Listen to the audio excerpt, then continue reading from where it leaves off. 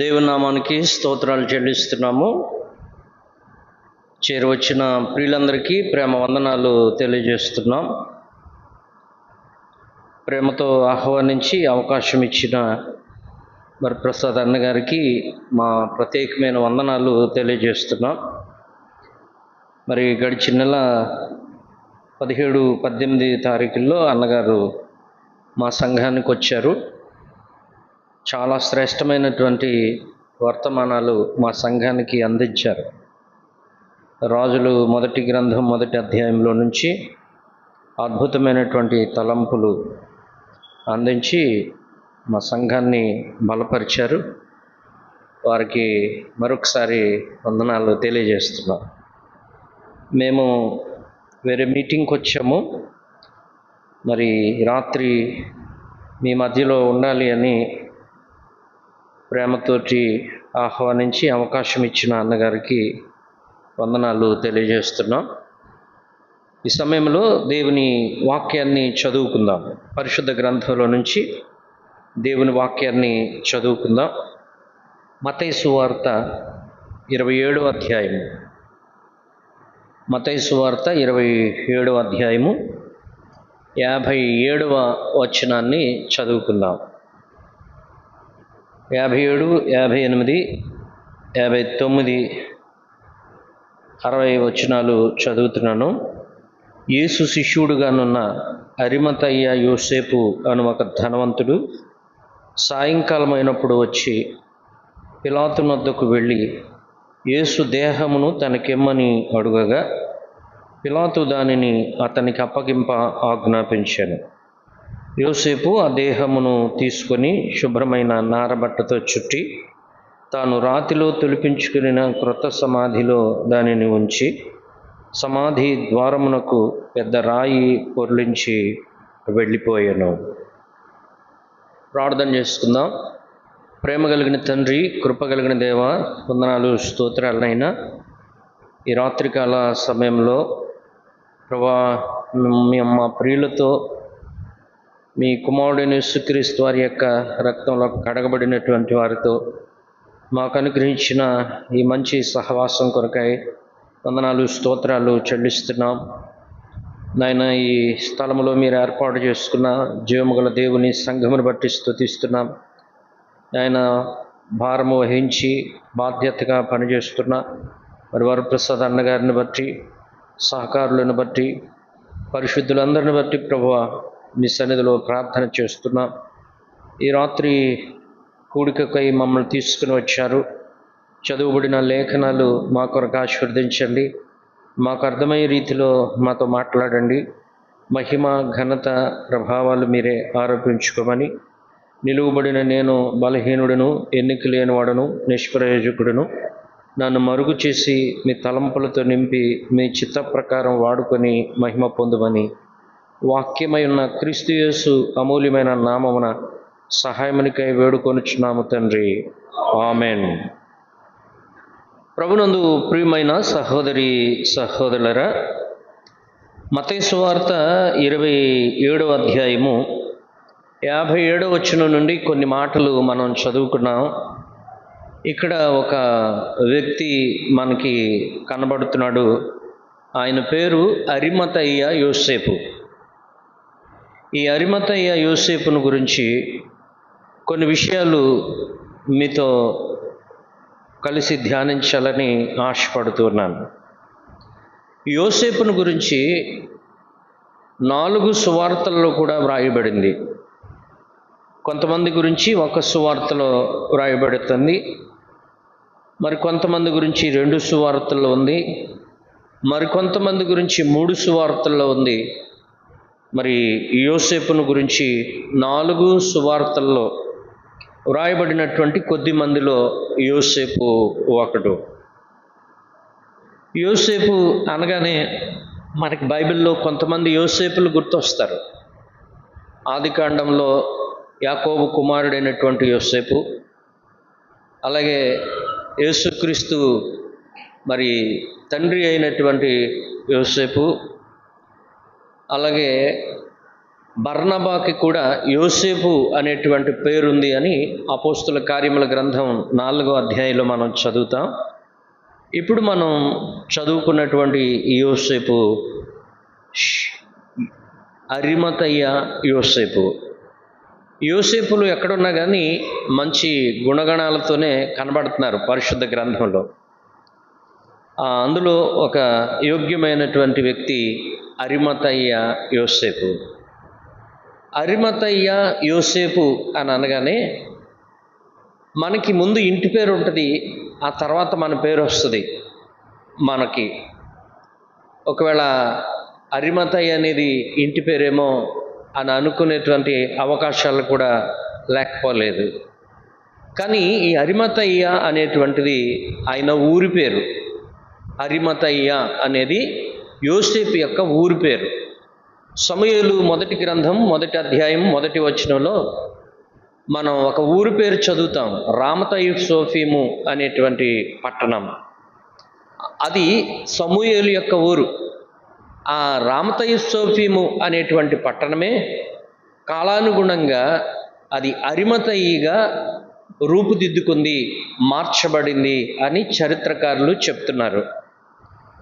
మద్రాసు చెన్నై అని ఎట్లా అంటున్నామో, రాజమండ్రి రాజమహేంద్రవరం అని ఎట్లా అంటున్నామో, బొంబాయిని ముంబై అని ఎట్లా అంటున్నారో, ఈ రామతయుసోఫీము అనేటువంటి పట్టణం అది కాలానుగుణంగా అది అరిమతయిగా రూపాంతరం చెందింది. అది ఆ ఊరు. అరిమతయ్య అనేటువంటిది యోసేపు యొక్క ఊరు. ఈ యోసేపును గురించి కొన్ని మాటలు మనం ధ్యానం చేద్దాం. ఇక్కడ మనం చదువుకున్నాం 57వ వచనంలో, మత్తయి సువార్త 27వ అధ్యాయము 57వ వచనంలో యేసు శిష్యుడుగానున్న అరిమతయ్య యోసేపు అని మనం చదువుతున్నాం. ఈ యోసేపు ఎవరు అని అంటే, నెంబర్ 1 శిష్యుడైన యోసేపు, యేసుక్రీస్తు శిష్యుడైనటువంటి యోసేపు అని పరిశుద్ధ గ్రంథంలో మనము చదువుతూ ఉన్నాం. యోహాను సువార్త 19వ అధ్యాయము 38వ వచనంలో కూడా ఈయన యేసు శిష్యుడు అనేటువంటి విషయం యోహాను కూడా తన సువార్తలో వ్రాసినట్టుగా మనం గమనిస్తాం. పరిశుద్ధ గ్రంథంలో మనం చూస్తే కనుక కొంతమందికి శిష్యులు ఉన్నారు. బైబిల్ గ్రంథంలో కొంతమందికి శిష్యులు ఉన్నారు. ఉదాహరణకి మనం చూస్తే యోహాను సువార్త 9వ అధ్యాయము 28వ వచనంలో మనం చదివితే అక్కడ మనకి ఒక శిష్య బృందం మనకి కనబడుతూ ఉంటుంది. 9వ అధ్యాయము 28వ వచనంలో, అందుకు వారు, నీవే వాని శిష్యుడవు, మేము మోషే శిష్యులం. అంటే మోషేకి శిష్యులు ఉన్నట్టుగా మనకి బైబిల్ చెప్తా ఉంది. అలాగే రాజులు 2వ గ్రంథం 6వ అధ్యాయము 1వ వచనంలో మనం చూస్తే అంతటా ప్రవక్తల శిష్యులు అని మనం చదువుతాం. అంతటా ప్రవక్తల శిష్యులు అంటే ప్రవక్తలకు శిష్యులు ఉన్నారు. ఏలియాకి శిష్యుడు ఎలీషాకి శిష్యుడు గేహజీ, ఇట్లా ప్రవక్తలకు శిష్యులు ఉన్నట్టుగా పరిశుద్ధ గ్రంథంలో మనం చదువుతున్నాం.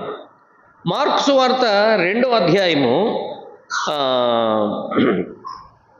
18వ వచనంలో మనం చదివితే, మార్కు సువార్త 2వ అధ్యాయము 18వ వచనంలో మనం చూస్తే కనుక, యోహాను శిష్యులను పరిసయ్యులను ఉపవాసము చేయుటకద్దు, వారు వచ్చి యోహాను శిష్యులను పరిసయ్యుల శిష్యులను ఉపవాసము చేయుదురు గాని నీ శిష్యులు ఉపవాసము చేయరు.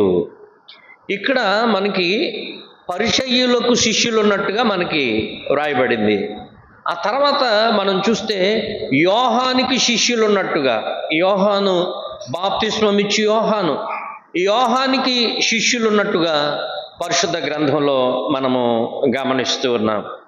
ప్రభునందు ప్రియమైనటువంటి దేవుని పిల్లలారా, మోషేకి శిష్యులు ఉన్నారు, ప్రవక్తలకి శిష్యులు ఉన్నారు, అలాగే పరిసయ్యులకు శిష్యులు ఉన్నారు, బాప్తిస్మం ఇచ్చి యోహానికి శిష్యులు ఉన్నారు, యేసుక్రీస్తుకి శిష్యులు ఉన్నారని మనం బైబిల్ గ్రంథంలో మనం చూస్తున్నాం.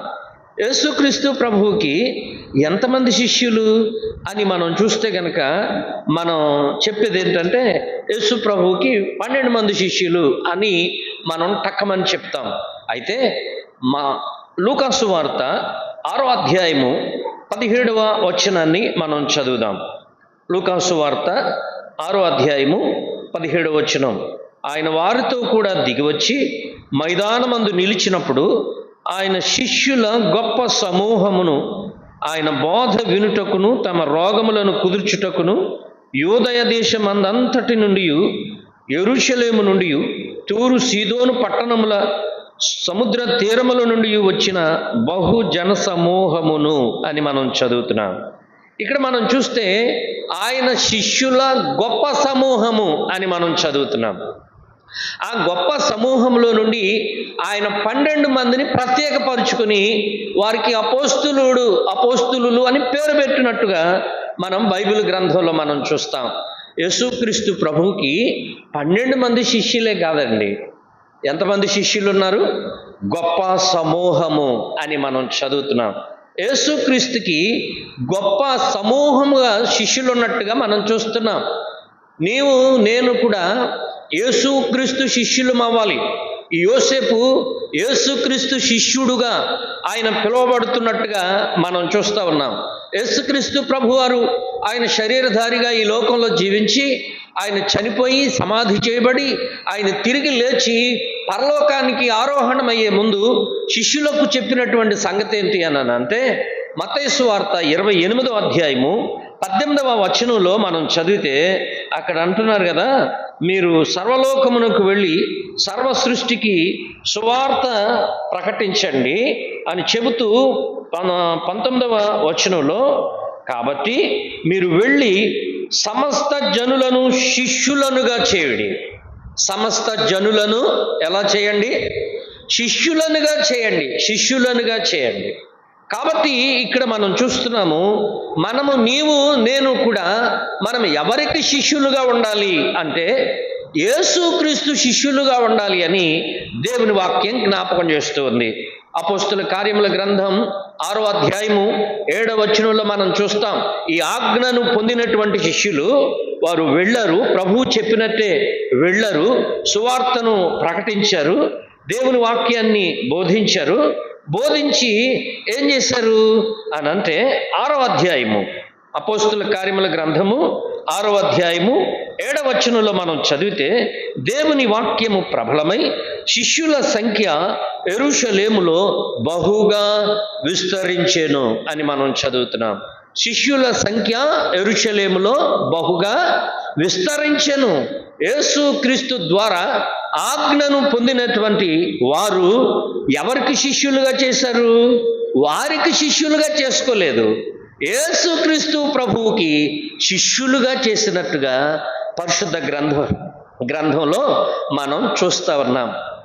ప్రభునందు ప్రియమైనటువంటి దేవుని పిల్లలారా, ఇవాళ చాలామంది నేను ఆయన శిష్యునండి, నేను ఈయన శిష్యునండి అని ఒక ఉన్నతమైనటువంటి స్థితిలో ఉన్నటువంటి వ్యక్తిని చూపించి పలానా వ్యక్తి యొక్క లేక పలానా గురువు యొక్క శిష్యుణ్ణి అని చెప్పుకోవడానికి చాలా అతిశయిస్తూ ఉన్నారు. చాలామంది గొప్పగా ఫీల్ అవుతూ ఉన్నారు.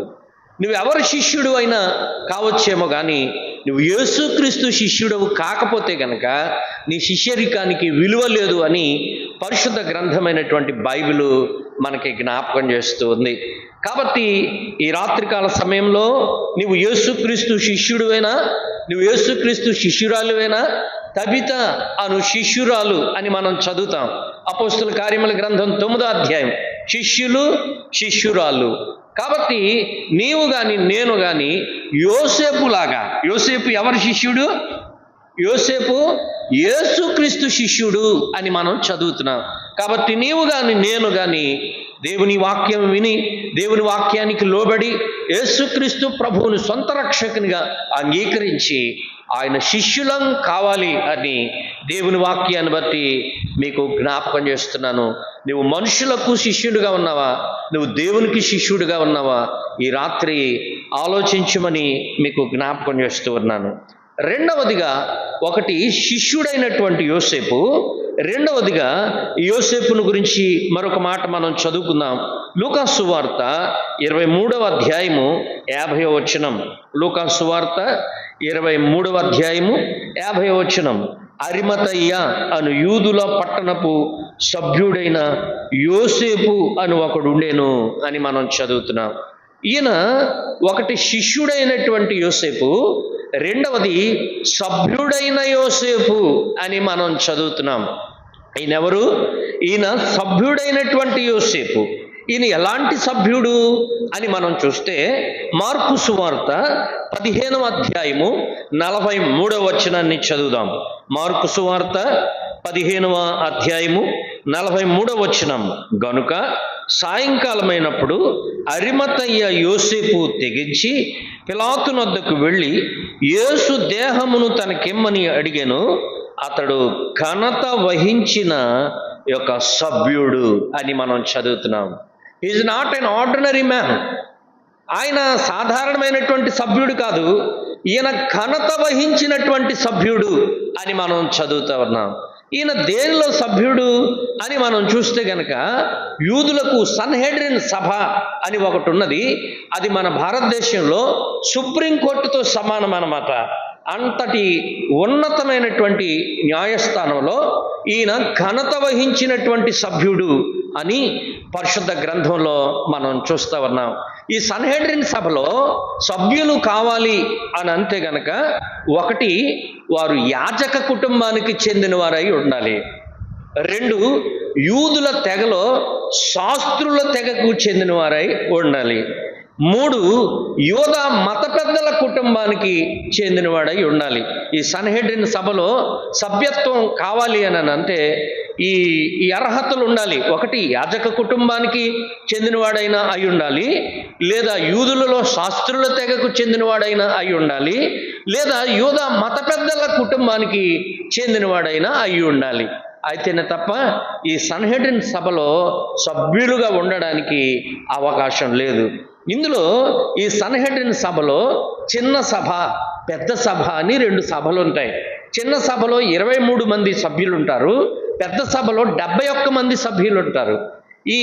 ఈ సభ్యులందరికంటే ఈ అరిమతయ్య యోసేపు ఘనత వహించిన సభ్యుడు అని మనం చదువుతున్నాం.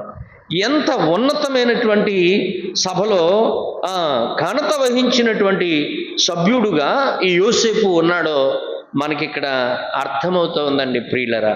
ఇవాళ చాలామంది రకరకాల వాటిల్లో సభ్యులుగా ఉంటున్నారండి. నాకు అందులో సభ్యత్వం ఉంది, నాకు ఇందులో సభ్యత్వం ఉంది అని చాలా అతిశయిస్తున్నారు, చాలా సంతోషిస్తున్నారు. మంచిదే. కొన్ని మంచి కార్యక్రమాలు చేయడానికి, సాంఘికమైనటువంటి కార్యక్రమాలు, సోషల్ యాక్టివిటీస్ చేయడానికి లయన్స్ క్లబ్లో సభ్యులుగా ఉంటున్నారు, రోటరీ క్లబ్లో సభ్యులుగా ఉంటున్నారు, మానవతలో సభ్యులుగా ఉంటున్నారు. ఆ సంస్థల ద్వారా కొన్ని మంచి కార్యక్రమాలు చేస్తున్నాము, మేము అందులో సభ్యులము అని చెప్పుకుంటున్నారు. ఇంకా క్రైస్తవ్యానికి చెందినటువంటి వారు మేము గిడియన్స్లో సభ్యులం అంటున్నారు, మేము బైబిల్ సొసైటీలో సభ్యులం అంటున్నారు, మేము ఎఫ్ఎంబిబి సభ్యులం అంటున్నారు, మేము బ్లెస్సింగ్ యూత్ మిషన్లో సభ్యులం అంటున్నారు, మేము విశ్వవాణిలో సభ్యులం అంటున్నారు, మేము జీసస్ ఫాలోవర్స్లో సభ్యులం అంటున్నారు.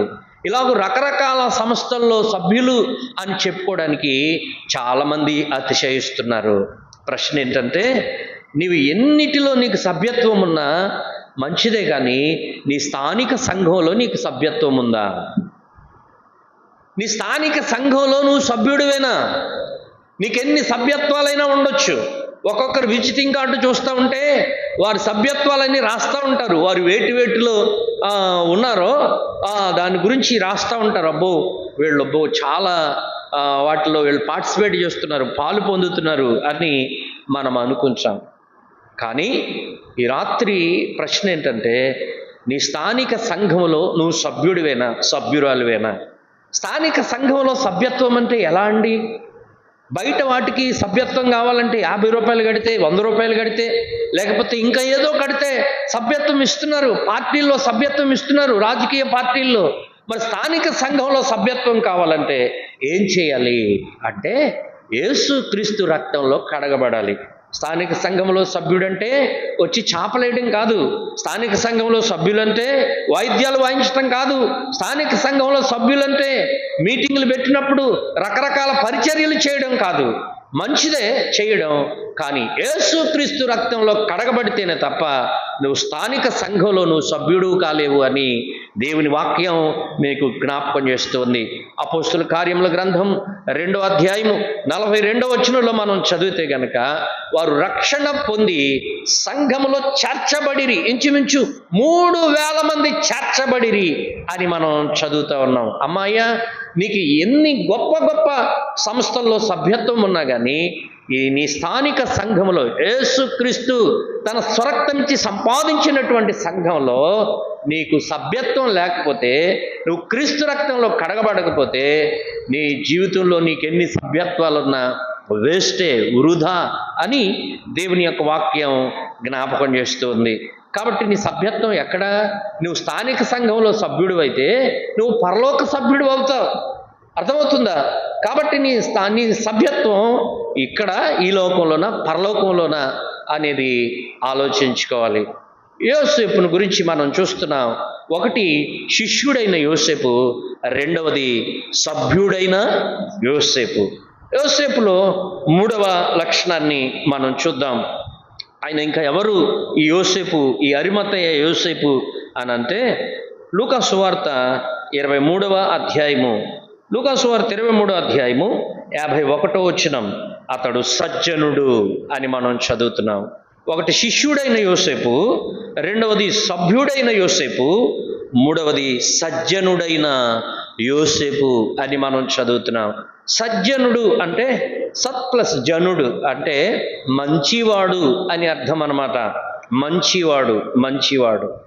ప్రియులరా, మంచివాడు ప్రసంగి గ్రంథంలో 7వ అధ్యాయం 1వ వచనంలో మనం చదువుతాం, సుగంధ తైలము కంటే మంచి పేరు అన్నాడు. మంచి పేరు అంటే పెట్టుకునేది కాదు, తెచ్చుకునేది.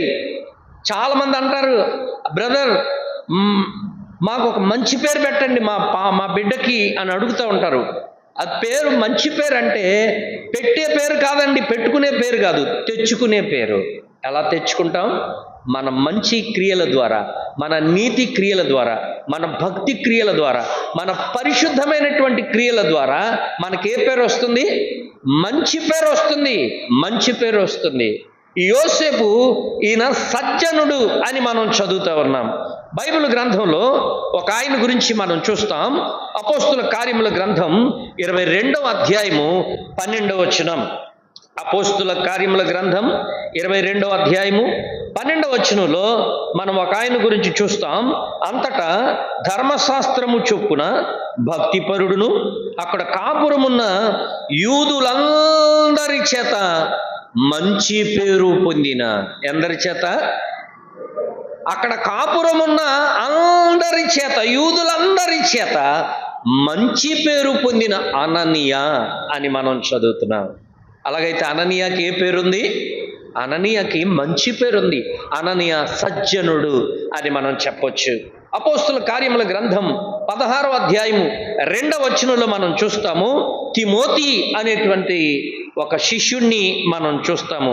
అతడు ఈకొనియలోను అతడు లుస్త్రలోను ఉన్న సహోదరుల వలన మంచి పేరు పొందినవాడు.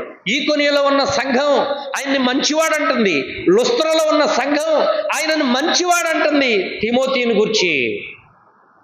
మరి నిన్ను నన్ను ఏమని చెప్తున్నారు? మన సంఘంలో మనకి ఏ పేరుంది? మన సంఘంలో మనకు మంచి పేరుందా? సమాజంలో మంచి పేరుందా? బయట ఏ పేరుంది? లోపల ఏ పేరుంది మనకి?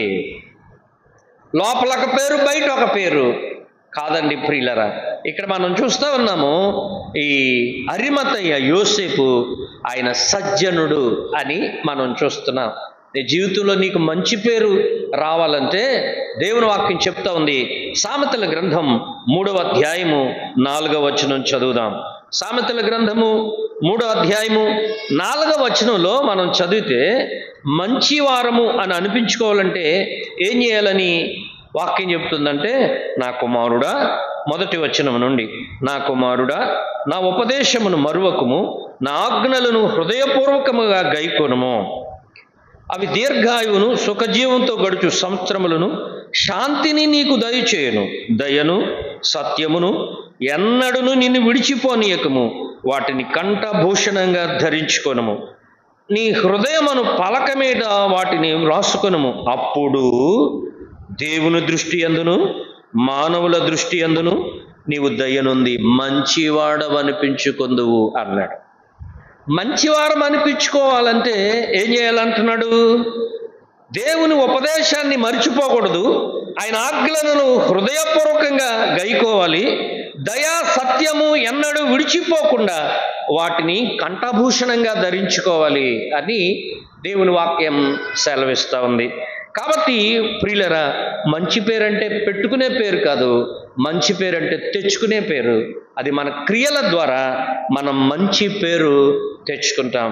అలాగైతే యోసేపు ఆయన మంచివాడు, సజ్జనుడు అని యోసేపును గురించి మనం చదువుతున్నాం. నాలుగవదిగా యోసేపులో ఉన్న మరొక లక్షణాన్ని మనం చూద్దాం. మత్తయి సువార్త 27వ అధ్యాయము 57వ వచనం. మత్తయి సువార్త 27వ అధ్యాయము 57వ వచనాన్ని మనం చదువుదాం. యేసు శిష్యుడుగానున్న అరిమతయ్య యోసేపు అను ఒక ధనవంతుడు. యోసేపు అను ఒక ధనవంతుడు. ఒకటి ఆయన శిష్యుడైన యోసేపు, రెండవది ఆయన సభ్యుడైన యోసేపు, మూడవది ఆయన సజ్జనుడైన యోసేపు, నాలుగవది ఆయన సంపన్నుడైన యోసేపు. ఆయన ఎవరు?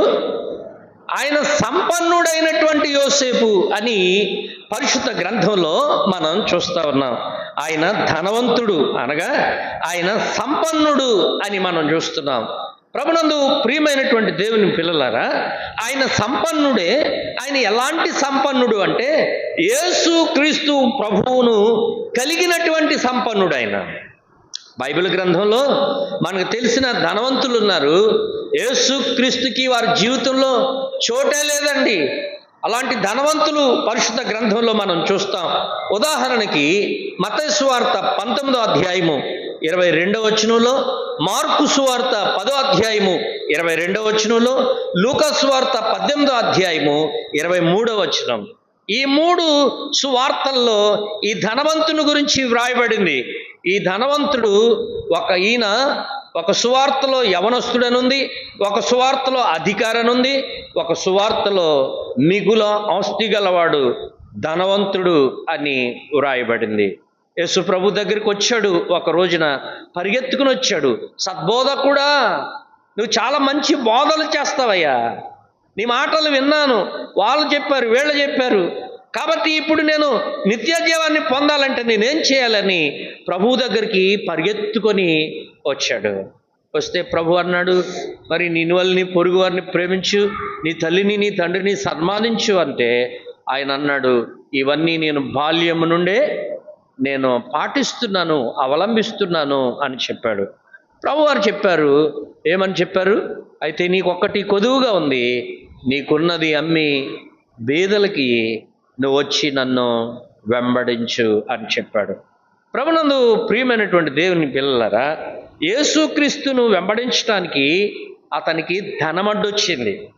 యేసుక్రీస్తుని వెంబడించటానికి అతని జీవితంలో అతనుకున్న ధనమడ్డొచ్చింది. ఇవాళ చాలామందికి కులమడ్డు వస్తుంది, కొంతమందికి ధనమడ్డు వస్తుంది, కొంతమందికి ఉద్యోగం అడ్డు వస్తుంది, కొంతమందికి అధికారం అడ్డు వస్తుంది, కొంతమందికి ఇంకా రకరకాలుగా యేసుక్రీస్తు లోకంలో అన్నీ సంపాదించుకున్నారు, కానీ యేసుక్రీస్తును సంపాదించుకోలేని ధనవంతులు ఉన్నారు ఈ లోకంలో. కానీ యోసేపు అలాంటి వాడు కాదు. ఆయన ధనవంతుడే కానీ యేసుక్రీస్తును సంపాదించుకున్నటువంటి ధనవంతుడు అని పరిశుద్ధ గ్రంథంలో మనం చూస్తూ ఉన్నాం. ప్రియులరా, లూకా సువార్త 12వ అధ్యాయంలో ఒక ధనవంతుని గురించి యేసుక్రీస్తు ప్రభువారు చెబుతూ 21వ వచనంలో చెప్తున్నారు, దేవుని ఎడల ధనవంతులు కావాలి అని. ఎవరి ఎడల ధనవంతులు కావాలి?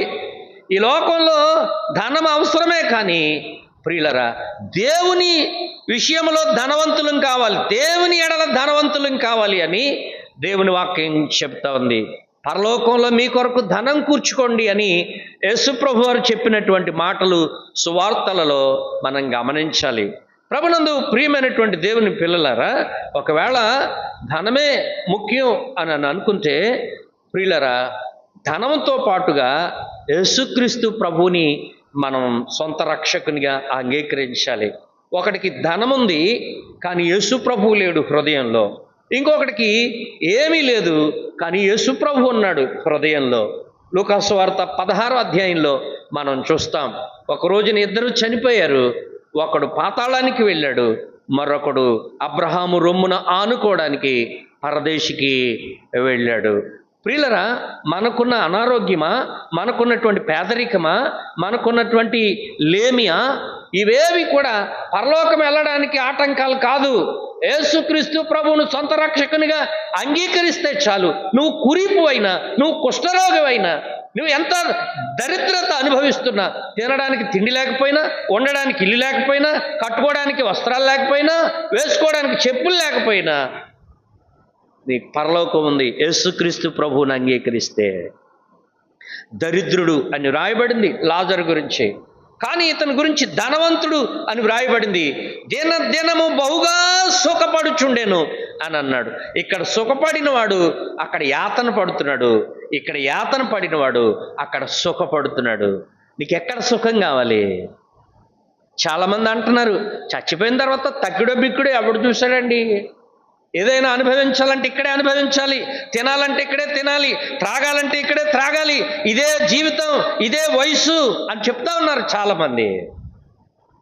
కానీ ఈ ధనవంతుడు చెప్తున్నాడు లూకాసు వార్త 16వ అధ్యాయంలో, అయ్యా నాకు చెప్పినప్పుడు నేను నిర్లక్ష్యం చేశాను, నేనేదో అనుకున్నాను, కానీ ఈ పాతాళంలోకి వచ్చి నాకు అర్థమవుతుంది, నాకు ఇంకా 5 సహోదరులు ఉన్నారు, వారి దగ్గరికి ఎవరినైనా పంపించి వారికి సువార్త చెప్పించి ఈ యాతనకరమైనటువంటి స్థలంలోనికి రాకుండా చూడమని ప్రాధేయపడుతున్నాడు. నీకు అలాంటి పరిస్థితి రాకముందే దేవుడు నీకు చక్కని అవకాశం ఇచ్చాడు. దేవుడు నీకు ఇచ్చిన అవకాశాన్ని సద్వినియోగం చేసుకో. ఆ సంపన్నుడైనటువంటి యోసేపులాగా నీవు కూడా యేసుక్రీస్తు ప్రభువుని కలిగి ఉండడానికి ఇష్టపడు ఈ రాత్రి. ప్రభునందు ప్రియమైనటువంటి సహోదరి సహోదరులరా, అందుకనే దేవుని వాక్యం చెప్తా ఉంది, తిమోతికి రాసిన మొదటి పత్రిక 6వ అధ్యాయం 17వ వచనంలో, అస్థిరమైనటువంటి ధనమునందు నమ్మకముంచక సమస్తమును ధారాళముగా దయచేసే దేవుని యందు నమ్మకముంచండి. ఒకని కలిమి విస్తరించుటి చేత వాని జీవమునకు మూలం కాదు. ధనం మూలం ఇదం జగత్. ఇవాళ డబ్బే ప్రధానమండి. ఎలా సంపాదించామనేది కాదండి, ఎంత సంపాదించామనేది ముఖ్యమండి అంటున్నారు లోకస్తులు. అర్థమవుతుందండి? నువ్వెంత సంపాదించినా నీ జీవితంలో యేసుక్రీస్తుకి చోటు లేకపోతే కనుక, నువ్వు యేసుక్రీస్తుని కలిగి ఉన్నటువంటి ధనవంతుడు కాకపోతే నీ జీవితం వ్యర్థమే. యాకోబు పత్రిక 2వ అధ్యాయము 5వ వచనంలో మనం చదువుతాం, ఈ లోక విషయంలో దరిద్రులైనటువంటి వారు విశ్వాసమందు భాగ్యవంతులైతే వారికి పరలోకం అని చెప్పాడు. యాకోబు పత్రిక 2వ అధ్యాయము 5వ వచనం చదువుదాం. నా ప్రియ సహోదరులారా ఆలకించుడి, ఈ లోక విషయంలో దరిద్రులైన వారిని విశ్వాసమందు భాగ్యవంతులుగాను, తన్ను ప్రేమించు వారికి తాను వాగ్దానము చేసిన రాజ్యమునకు వారసులుగా ఉండుటకు దేవుడు ఏర్పరుచుకొనలేదా అంటున్నాడు.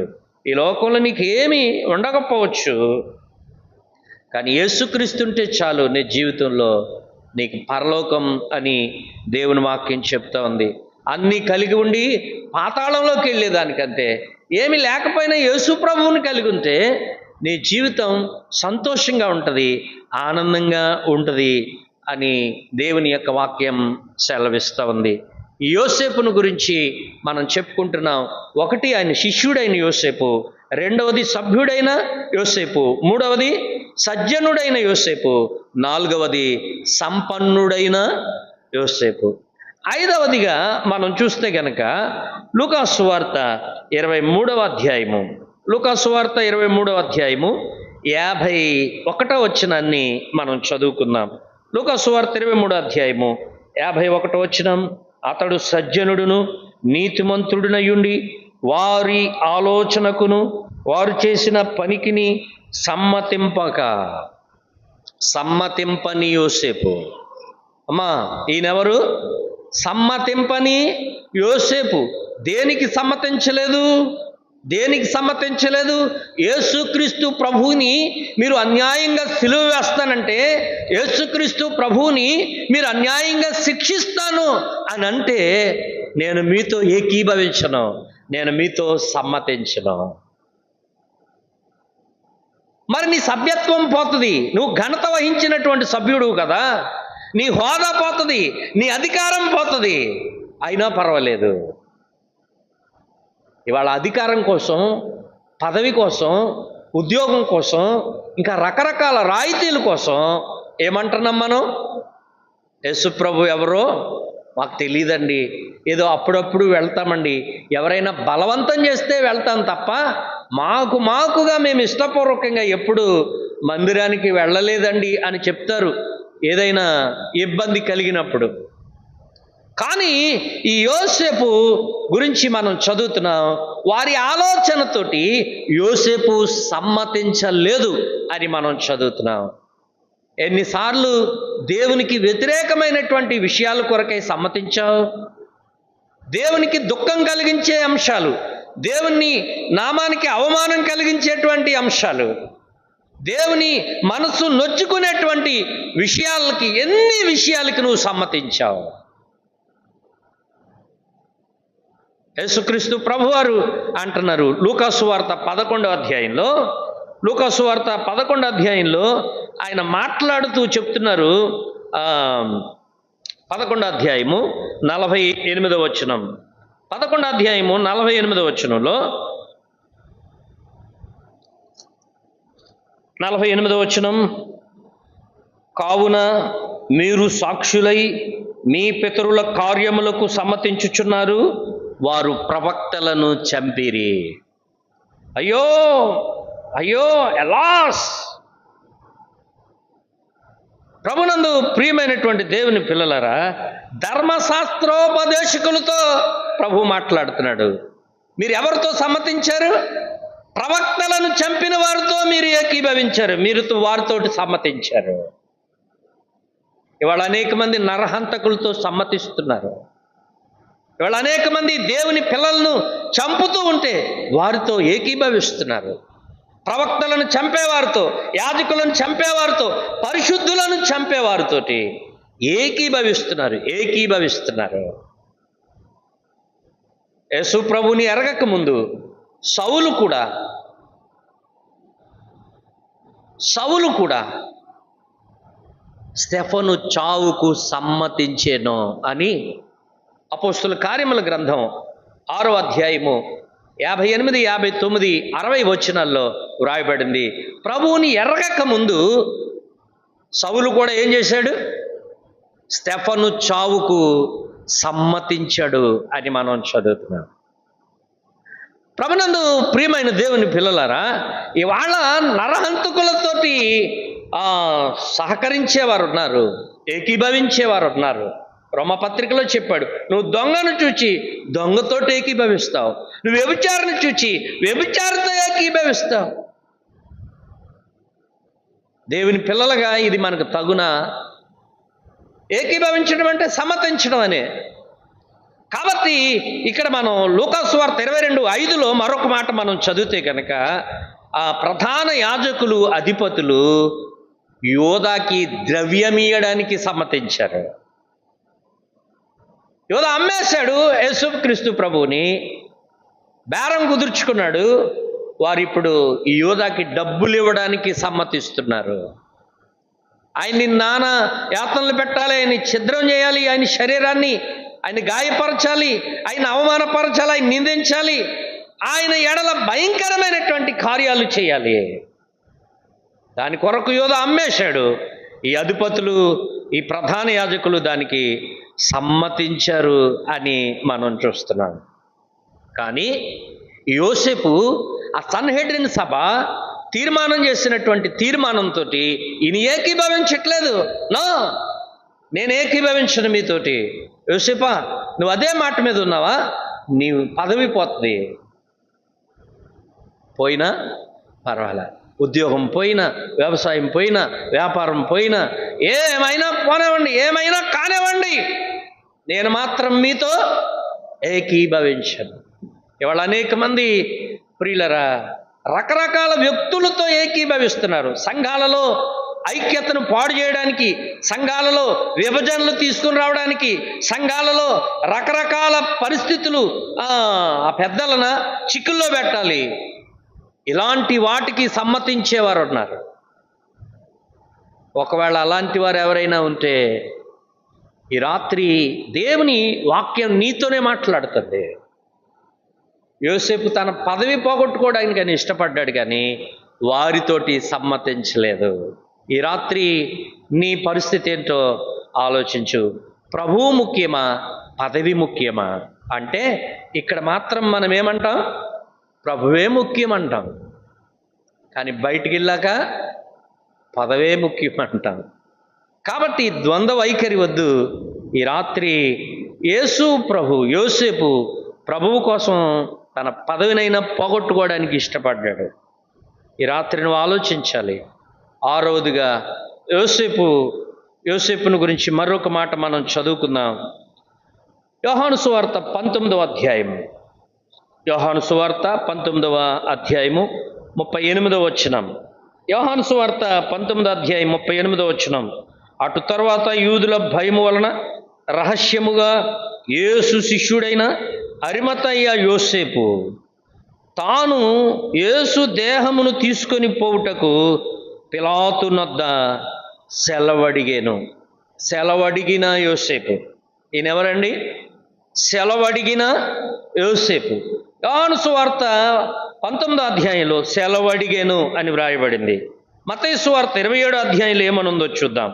మత్తయి సువార్త 27వ అధ్యాయము 58వ వచనంలో ఏమనుందో ఒక్కసారి మనం చూద్దాం.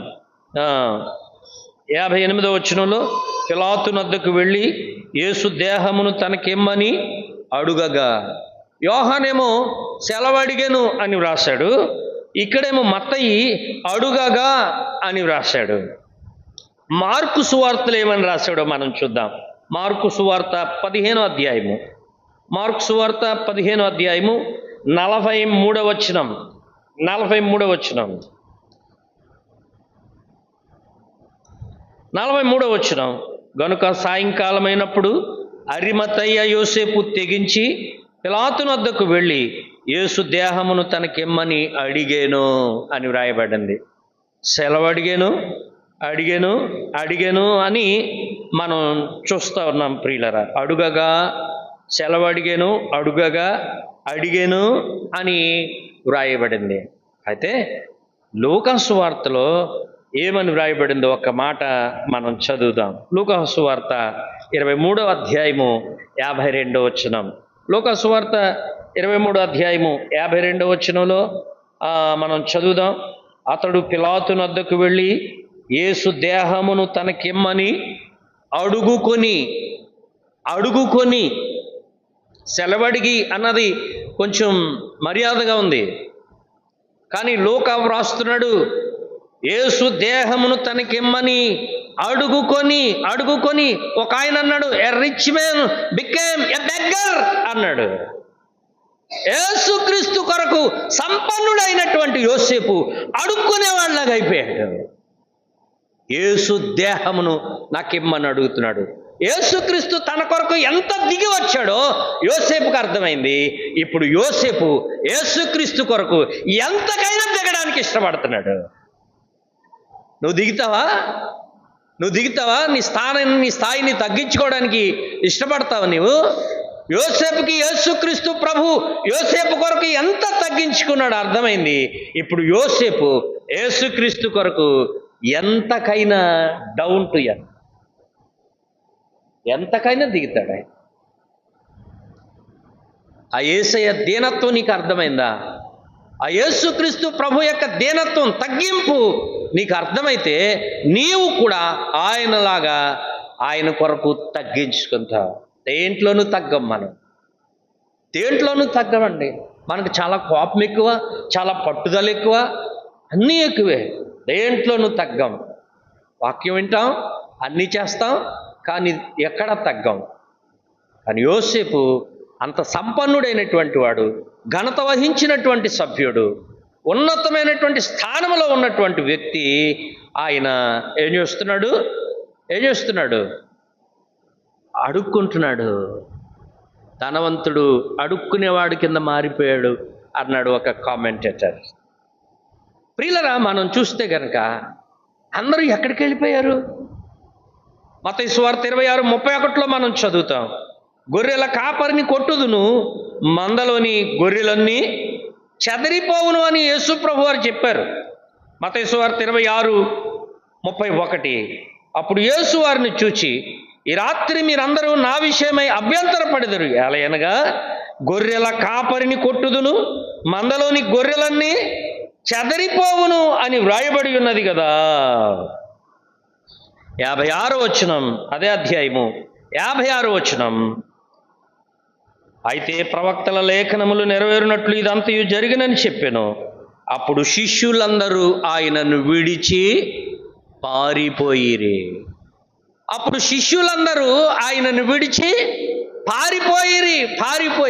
శిష్యులందరూ పారిపోయారు. అప్పటి వరకు బహిరంగంగా యేసుక్రీస్తుని వెంబడించినటువంటి వారు అందరూ పారిపోయారు. అప్పటి వరకు రహస్యంగా యేసుక్రీస్తు ప్రభువుని వెంబడించినటువంటి యోసేపు బహిరంగమయ్యాడు. అర్థమైందా? పాయింట్ అర్థమైందా? అప్పటి వరకు బహిరంగంగా యేసు ప్రభువుని వెంబడించిన వారు ఆయన్ని కొడుతూ ఉంటే, ఆయన ఈడ్చుకెళ్తూ ఉంటే పారిపోయారు. అప్పటి వరకు యూదుల భయము వలన రహస్యముగానున్న యేసు శిష్యుడు అని యోహాను సువార్త 19వ అధ్యాయం ఇందాక మనం చదివాం. రహస్యంగా ఉన్నవాడేమో బహిరంగమయ్యాడు, బహిరంగంగా వెంబడించిన వారేమో రహస్యంలోకి వెళ్ళిపోయారు. యోసేపు జీవితాన్ని మనం చూస్తున్నాం. ఎప్పుడు రావాలో అప్పుడు బయటకు వచ్చాడు యోసేపు. సరైనటువంటి సమయంలో, ఎట్ ద రైట్ టైం, సరైనటువంటి సమయంలో నీ ప్రభు కొరకు నువ్వు నిలవవలసి వస్తే, నీ సంఘం కొరకు నువ్వు నిలవవలసి వస్తే, నీ సేవకుని కొరకు నువ్వు నిలవవలసి వస్తే సరైనటువంటి సమయంలో బయటకు రావాలి. యోసేపు అప్పటి వరకు రహస్యంగా ఉన్నాడు. ఇప్పుడు ఏం చేశాడు చెప్పాలి? ఇప్పుడు బయటకు వచ్చాడు. నన్ను ఏం చేసినా పర్వాలేదు, నాకేమైనా పర్వాలేదు, నా ప్రభువు కోసం నేనేమైపోయినా పర్వాలేదు. బయటకు వచ్చాడు. ఎంతకాలం రహస్యంగా ఉందాం? ఎంతకాలం సీక్రెట్గా భక్తి చేద్దాం? అవసరమైనప్పుడు సరైనటువంటి సమయంలో బయటకు రావాలి యోసేపులాగా. 7వదిగా మనం చూస్తే కనుక యోసేపును గురించి మనం చూద్దాం. 7వది మార్కు సువార్త 15వ అధ్యాయము 43వ వచనం. మార్కు సువార్త 15వ అధ్యాయము 43వ వచనంలో మనం చూస్తే 43వ వచనం, గనుక సాయంకాలమైనప్పుడు అరిమతయ్య యోసేపు తెగించి అని మనం చూస్తున్నాం. అరిమతయ్య యోసేపు ఏం చేశాడు? తెగించినటువంటి యోసేపు, సాహసించిన యోసేపు. సాహసం చేశాడు అంతే. ఇంకా నా ఉద్యోగం పోయినా పర్వాలే, నా అధికారం పోయినా పర్వాలే, నాకేమైనా పర్వాలే, నన్ను కూడా మీరు చిత్రవద చేసినా పర్వాలేదు. యోసేపు సాహసించాడు. యేసుక్రీస్తు యొక్క ఆ దేహాన్ని తీసుకున్నాడు, దానికి సుగంధ ద్రవ్యాలు పూశాడు, సన్నపు నారబట్ట చుట్టాడు. యేసుక్రీస్తు దేహానికి పరిచర్య చేస్తున్నాడు. నేను కూడా సంఘంలో పరిచర్య చేయాలి. ప్రభునందు ప్రియమైనటువంటి దేవుని పిల్లలారా, అసలు చనిపోయిన వారిని ఎవరైనా నాకు కావాలంటారా? బ్రతికిన వాళ్ళని కావాలంటారా? బ్రతికిన వాళ్ళు కావాలా, చనిపోయిన వాళ్ళు కావాలండి?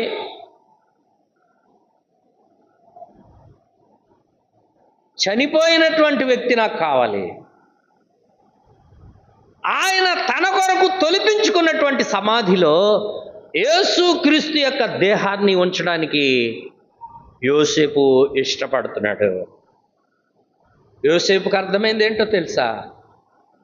సత్రపు అధికారి యేసుక్రీస్తు తల్లి అయినటువంటి మరియా నిండు చోళాలిగా ఉన్నప్పుడు సత్రములో స్థలము దొరకలేదు అని మనం చదువుతాం.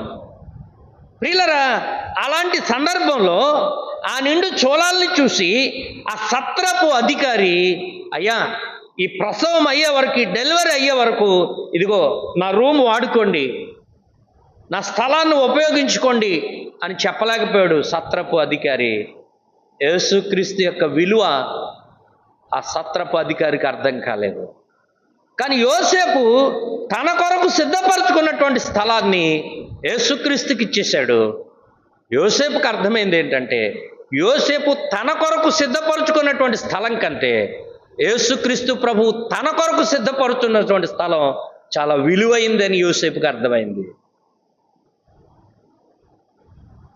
నా తండ్రి ఇంట అనేక నివాసములు కలవు, నేను మీకు స్థలము సిద్ధపరచి వెళ్ళుచున్నాను, లేని ఎడల మీతో చెప్పుదును. యోహాను సువార్త 14వ అధ్యాయము. యోసేపుకు అర్థమైంది ఏంటంటే, నేను నా కొరకు సిద్ధపరచుకున్న స్థలం కంటే నా ప్రభు నా కొరకు సిద్ధపరిచే స్థలం చాలా విలువైంది అని అనుకున్నాడు. అది అర్థమైన యోసేపు తన స్థలాన్ని యేసు ప్రభువుకి ఇచ్చేశాడు. యేసుక్రీస్తు యొక్క విలువ నీకు అర్థమైతే, యేసుక్రీస్తు యొక్క విలువ, ఆయన అమూల్యత నీకు అర్థమైతే, నువ్వు కూడా యేసుక్రీస్తు కొరకు తెగిస్తావు, యేసుక్రీస్తు కొరకు సాహసం చేస్తావు. నువ్వు యోసేపుకి అది అర్థమైందండి. ప్రియులరా, ప్రభునందు ప్రియమైనటువంటి సహోదరి సహోదరులరా, యేసు శిష్యుడైనటువంటి అరిమతయ్య యోసేపును గురించి మనం చూస్తూ ఉన్నాం. యోసేపును గురించి క్లుప్తంగా కొన్ని మాటలు చెప్పాలని ఆశపడుతున్నాను. చరిత్ర ప్రకారం, చరిత్రలో ఏమని ఉందంటే, యోసేపు యేసుక్రీస్తు తల్లి అయిన మరియకు మేనమామ. యోసేపు యేసుక్రీస్తు తల్లి అయినటువంటి మరియకు మేనమామ. ఈ యోసేపు యేసుక్రీస్తు కంటే 8 సంవత్సరాలు పెద్దవాడు. యేసుక్రీస్తు కంటే 8 సంవత్సరాలు పెద్దవాడు. యేసుక్రీస్తు చనిపోయిన తర్వాత ఈయన ఇంగ్లాండ్ దేశానికి సువార్తకు వెళ్ళాడటండి. యోసేపు, ఈ అరిమతయ్య యోసేపు యేసుక్రీస్తు చనిపోయిన తర్వాత ఇంగ్లాండ్ దేశానికి సువార్తకు వెళ్ళాడు. అక్కడ వేల్స్ అనేటువంటి పట్టణంలో ఒకరోజు సువార్త ప్రకటించినప్పుడు ఒక్కరోజే 18,000 మంది బాప్తిస్మం పొందారని చరిత్రలో రాయబడిందండి.